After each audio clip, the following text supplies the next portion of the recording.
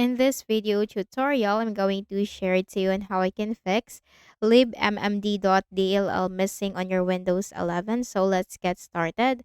The first thing that we have to check is the system type of our Windows 11. So go to the Windows search bar and type system information. Click on it under the best match. Take note of your system type and then open a browser. Simply search for the missing DLL. Just put download and hit enter. Click on the first option. Scroll down and you have to click the download button corresponding to your system type and wait for this to be downloaded. Once downloaded, click on the folder icon.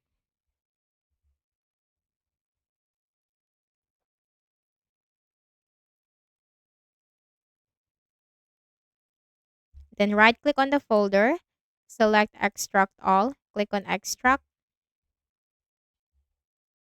Copy the DLL file, right click, select copy. Go to this PC on the left pane, double click on the Windows C drive, scroll down to the Windows folder, double click. Locate the System32 folder. Right click and then select paste. Click on continue. So simply paste right here on the folder, on the System32 folder. And once done, right click at the start button, shut down or sign out and restart. Then open a browser again.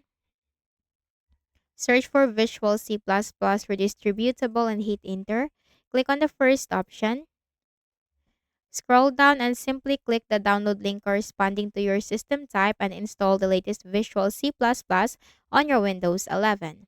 Also consider to update your Windows. Click on the Start button and go to Settings.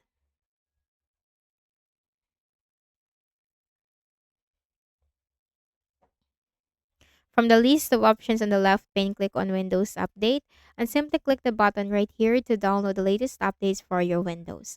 So that's it, and I hope this video helped you. Kindly please do not forget to hit the like button and subscribe to this YouTube channel. Thank you for watching the video.